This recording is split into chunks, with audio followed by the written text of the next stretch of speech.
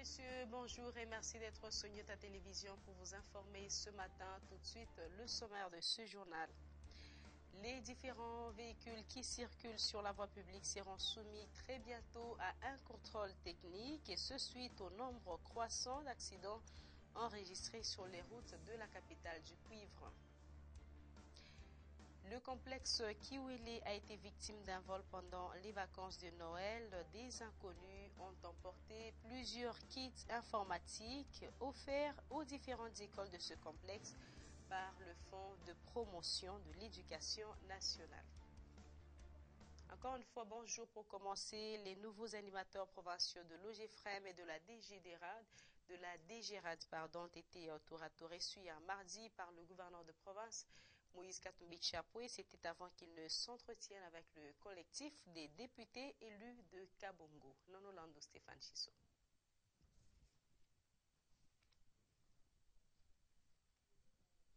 Le balai d'audience accordé ce mardi 8 janvier 2013 par l'honorable gouverneur du Katanga, Moïse Katumbi Chapoué, s'ouvre par un entretien qu'il accorde au nouveau patron de l'office de fret maritime, OGFREM en sigle au Katanga, M. Jacques Kayumba Wakayumba, qui après avoir servi 8 années durant dans le Bas-Congo, a le bonheur de retrouver son Katanga natal où la transfiguration de la province éblouit sa vue. Donc, il veut que nous puissions nous inscrire dans cette dynamique de développement. Moi, j'étais ici de 2002 à 2004. Et durant cette période, j'ai vu ce qu'était le Katanga et la ville de Lumbashi. 10 ans après, quand je reviens, je retrouve que la ville est en train de renaître. Donc, c'est pratiquement dans cette dynamique de développement dans laquelle nous voulons nous inscrire et que tout le personnel aussi de notre entreprise puisse s'inscrire dans cette même dynamique. Donc, nous avons été très heureux quand nous avons été notifiés pour revenir ici au Katanga, après les 8 ans que nous avons passé à la tête de la direction du Bas-Congo. Nous étions très heureux parce que nous sommes dit, vous savez, quand vous revenez chez vous, même si on dit que nul n'est prophète chez soi, mais au moins, il faut venir participer au développement, contribuer à ce développement de la province. Il ne faut pas que nous allions seulement travailler peut-être pour ailleurs où nous pouvons exceller, mais il faut que nous puissions aussi exceller chez nous. Le président de la République a donné une impulsion. Il a une vision, mais il a aussi cette chance d'avoir des hommes qui partagent cette vision avec lui. Et ensemble, nous voulons aussi nous inscrire dans cette même vision de développement, à l'instar de ce que son Excellence, Monsieur le Gouverneur, est en train de faire. Qu'ensemble, que tous les enfants, que tous les fils de la province puissent s'inscrire dans cette dynamique-là. Il faut développer le pays. Nous voulons que le Congo de demain puisse être mieux que ce qu'il a été hier et ce qu'il est aujourd'hui. C'était avant que le gouverneur Black Star of Africa ne prête oreille au nouveau directeur provincial de la DGRAD, M. Ngongo, venu lui présenter ses civilités. C'est la première fois que je rencontre l'autorité provinciale depuis que je suis ici. Qu'est-ce que j'ai attendu de lui? Le gouverneur qui connaît suffisamment sa province, qui connaît suffisamment les domaines fiscaux, il m'a donné des conseils et des pistes pour la maximisation des recettes non fiscales encadrées par la DGRAD. Notre objectif, généralement, c'est la maximisation des recettes. Faire davantage plus, atteindre les assignations. Le tout se concluant par le collectif des députés provinciaux élus de Kabongo, venus passer en revue l'action du gouvernement dans leur fief. Nous sommes venus voir son Excellence, Monsieur le Gouverneur du Katanga. Je suis porte-parole du collectif des députés provinciaux élus de la circonscription de Kabongo. Nous sommes venus passer en revue des réalisations que le gouverneur a fait dans notre territoire. En même temps, nous nous sommes parlé sur l'insécurité dans notre territoire et lui présenter les remerciements de la population de Kabongo sur beaucoup de réalisations que lui a su faire dans notre territoire de Kabongo. C'est hier mardi 8 janvier 2013 qu'a eu lieu le lancement de l'opération de délivrance des permis de conduire biométriques ici à Lubumbashi. Tout requérant ce permis doit donc passer au préalable les tests d'aptitude physique et professionnelle à la commission provinciale de délivrance des permis dans les installations de la division provinciale de transport. Suite au nombre croissant des accidents sur les artères de la province du Katanga, un contrôle technique sera de rigueur à l'endroit de tous les véhicules automobiles qui circulent sur la voie publique et cette mesure vise à maintenir la sécurité et la prévention routière dans la province du Katanga. Fanfan Piana, à qui Maurice Mazella a prêté sa voix. Reportage. La surveillance des véhicules de transport routier est devenue aujourd'hui le cheval de bataille du gouvernement provincial du Katanga. La grande préoccupation est celle d'assainir la structure de délivrance des certificats de contrôle technique. Jadis, la dite délivrance était, selon certaines sources officielles, délivrée avec beaucoup de complaisance et puis à vil prix.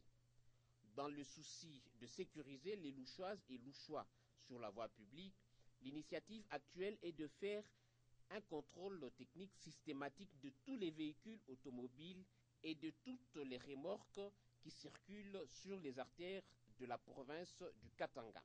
En effet, la sécurité sur nos routes en dépend, mais déjà beaucoup de conducteurs en commun et même quelques privés sont préoccupés par cette nouvelle mesure. D'aucuns se demandent que vont devenir les vieux charrois automobiles lorsque l'on sait que la majorité des Congolais achètent souvent les véhicules d'occasion dits de seconde main.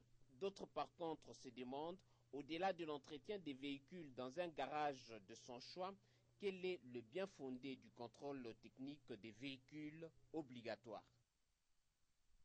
Dans un autre chapitre, la salle de fête de Kalouelo a servi de cadre très récemment à la cérémonie d'échange de vœux de tous les services protocoles de l'État. C'était une occasion pour échanger les expériences et aussi adopter de nouvelles stratégies de travail. Suivez. Ils se sont retrouvés dans la mythique salle des fêtes de Kalouelo pour la traditionnelle cérémonie d'échange des vœux, tous les services protocoles de la ville de Lubumbashi. Certes, un moment de retrouvailles et échange d'expériences. Les protocoles des ministères, du gouvernorat, de la mairie et des entreprises publiques et privées ont tous marqué leur présence à cette manifestation. Pour les membres du comité d'organisation, les services des protocoles ont abattu un travail des titans en 2012, mais pour cette nouvelle année, on doit doubler d'ardeur pour améliorer le travail. Pour que toute l'administration accepte, pas seulement au service de son oncle qu'il a mené, mais au service de tout le monde. À ce moment-là, c'est le grand secret pour garder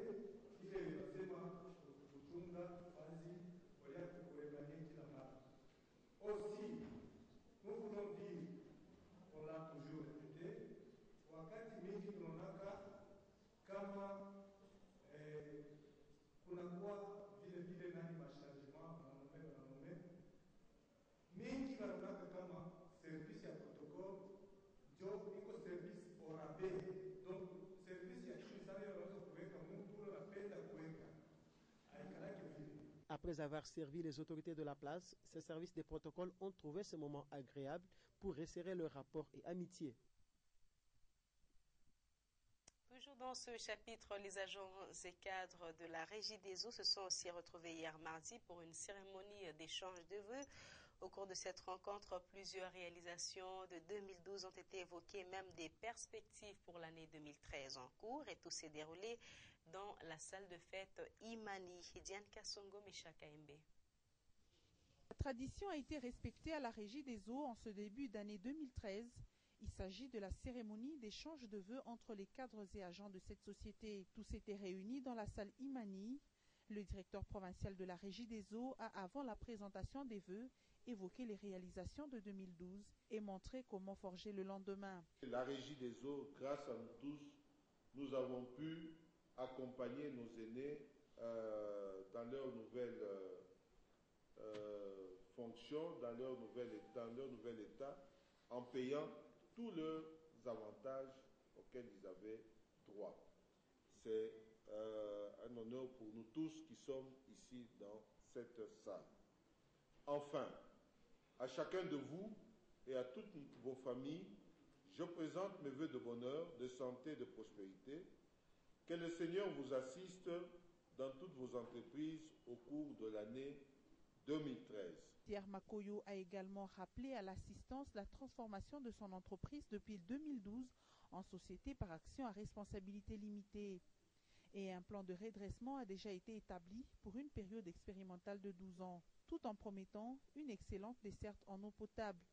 Au cours de cette manifestation, 1 minute de silence a été observée en mémoire des agents décédés l'an passé.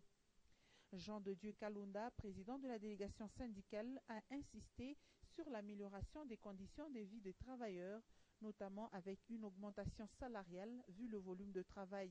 Ce que nous déplorons, c'est que l'employeur pense vraiment à la masse laborieuse de la régie des eaux parce que, dit-on toujours, l'eau c'est la vie. Alors si réellement l'eau est la vie, l'agent aussi qui évolue dans cette entité-là doit réellement bien survivre. Alors c'est pourquoi nous lançons notre cri d'alarme à vous, le média. Si vous pouvez peut-être être notre vrai interprète, cela veut dire que l'employeur régie des eaux pense réellement à l'agent qui est donc la plate tournante pour faire exceller cette entreprise de l'État. C'est par le partage d'un repas qu'a pris fin cette cérémonie. Et de son côté, le maire de Lubumbashi, Jean-Oscar Sangouza Mutunda, a échangé avec ses cadres de base. C'était au sujet de la sécurité des personnes et des biens dans sa juridiction. Un reportage de Jean-Paul Malimba rendu par Diane Kassongo. Le maire de Lubumbashi a réuni tard dans la soirée les cadres de base de la commune de Lubumbashi et leur bourgmestre dans la salle de mariage. À l'ordre du jour, plancher sur la politique d'administration de la capitale cuprifère. Jean-Oscar Sangouza a rappelé à ses administrés quelques dispositions en matière d'hygiène, notamment le respect des espaces verts, l'interdiction d'occuper la servitude de l'État.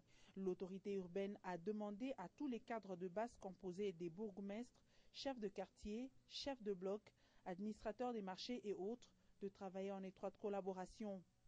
Tout agent qui passera outre ces mesures sera sanctionné ou permuté, a renchéri le maire de Lubumbashi.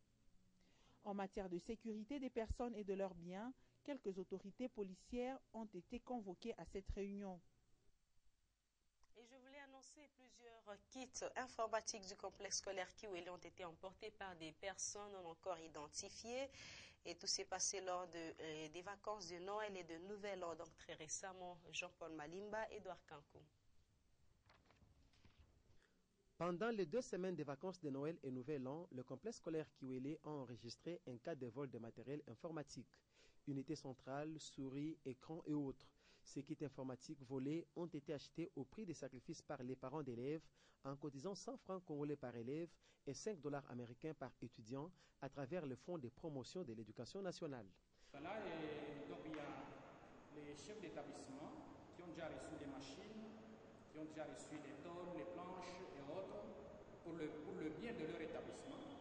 Mais malheureusement, on constate que des fois, ils ne les gardent pas bien.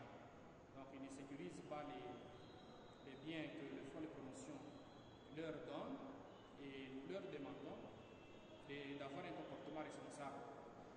Et nous allons faire rapport au ministre des tutelles et de l'enseignement afin qu'il puisse faire le suivi par rapport à ces vols-là et par rapport aussi aux gens qui utilisent très mal les biens leur donnés par le Fonds de promotion de l'éducation nationale. Au bâtiment de l'école primaire Kiwele 1, en dehors des machines, les rideaux et plusieurs dossiers de la direction ont été emportés par des personnes mal intentionnées et non autrement identifiées. La directrice de cette école, dépassée par cette situation, demande aux autorités policières de mener les enquêtes et de sécuriser l'école. On avait volé pendant que nous étions en vacances. Oui. Alors jusque-là, on déplore ces vols-là parce que c'est là où on avait réservé tous les données à ce qui concerne la paie et à ce qui concerne aussi la photocopie. De l'avis de quelques observateurs, une grande école comme Kiwele ne peut pas fonctionner sans la sentinelle pour sécuriser les objets. Ceci serait une négligence de la part des responsables. Et pendant ce temps, dans certains quartiers de la ville de Lubumbashi, lorsqu'il pleut, les conducteurs roulent difficilement à cause des flaques d'eau et de leur côté, Les usagers des différentes routes souhaitent voir l'eau de pluie être canalisée. Le constat de Maurice Mazel et Richard Chimba. Au Lubumbashi, chaque fois qu'il pleut, certains quartiers sont presque immergés par des flaques d'eau qui ne font plus voir les limites de la route. De peur de terminer leur course dans la canalisation, les conducteurs roulent souvent au beau milieu de la route. Après la pluie, l'avenue Kimbangu, du côté quartier industriel, devient un tronçon pénible à parcourir, surtout lorsqu'il a plu abondamment sur la ville de Lubumbashi. À certains endroits, les piétons perdent leurs repères car ils n'ont presque plus de trottoir. Selon certaines opinions, le service de voirie urbaine a beaucoup à faire pour voir dans quelle mesure frayer une voie à l'eau de pluie qui ne sait plus couler. Selon les usagers de la route, si la situation perdure, les routes récemment réhabilitées dans la province du Katanga n'auront pas une longue durée de vie. Ailleurs, par contre, même quand la voie publique est libre, la canalisation est inexistante. Aux abords de la route, l'eau stagne. La présence des flaques d'eau sur la voie publique amène les conducteurs avisés à solliciter d'autres routes secondaires. Voilà pourquoi, après la pluie, les embouteillages deviennent de plus en plus fréquents sur les artères de Lubumbashi. Chaque fois qu'il pleut, tout le monde préfère se frayer, vaille que vaille, le passage. Et à Kipushi, dernièrement, une grande partie de cette cité frontalière a été privée d'eau potable comme cause l'état défectueux du câble haute tension de la cabine OUA au pompage destiné à la distribution de l'eau. Jean-Claude Mbal et Louis Lumami pour ce reportage. Depuis 2 jours, aucune goutte d'eau ne coule au robinet de la cité minière de Kipushi. À la base, la défection du câble haute tension qui alimente la station de pompage depuis la cabine numéro 1 du quartier OUA. Cet état de choses a perturbé le bon fonctionnement de beaucoup d'activités quotidiennes.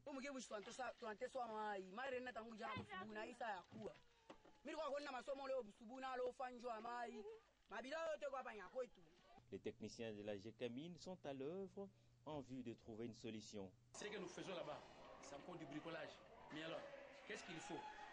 Ce qu'on fait, je dis bien, c'est du dépannage pour que les gens aient de l'eau. Mais en attendant, dès qu'on a démarré, nous sommes en train de chercher à poser un autre câble de 3 fois 120 carrés qu'on a. On a un morceau, mais ce n'est pas ça qu'il faut ici. Entre-temps, la population de Kipushi qui utilise l'eau de pluie est desservie en purifiant par une équipe de la zone de santé de Kipushi, question d'éviter toutes sortes de maladies hydriques. Nous n'avons plus d'eau sur la cité de Kipushi. Alors nous craignons que nous puissions enregistrer des maladies d'origine hydrique. C'est pour cela, pour prévenir, nous sommes en train de faire une distribution à large échelle des purs pour purifier l'eau. Selon une certaine source, il faudrait installer une ligne aérienne de la cabine OUA jusqu'à la station de pompage pour contourner ces genres de dégâts qui se répètent chaque fois. Le coût de ces travaux avoisinerait plus ou moins 310 000 $ américains. Fin de cette édition, voici le rappel des titres avant de nous quitter. Tous les véhicules qui circulent sur la voie publique seront soumis très bientôt à un contrôle technique et ce suite au nombre croissant des accidents enregistrés sur les routes de la province du Katanga et particulièrement de Lubumbashi. Le complexe scolaire Kiwili a été victime d'un vol pendant les vacances de Noël. Des inconnus ont emporté plusieurs kits informatiques offerts récemment aux différentes écoles de ce complexe par le Fonds de promotion de l'éducation nationale.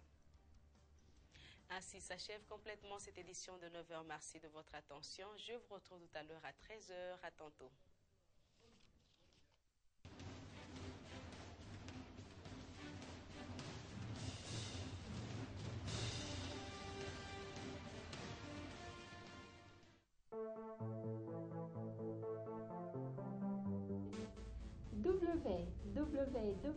www.nyota.net, le Katanga vers le monde.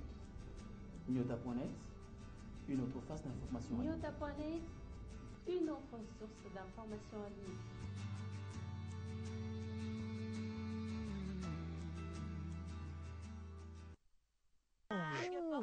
Je savais pas que la Amour était sourd en plus. Viens là, toi. Ok. Emmène-les voir Louis. Mais reviens vite.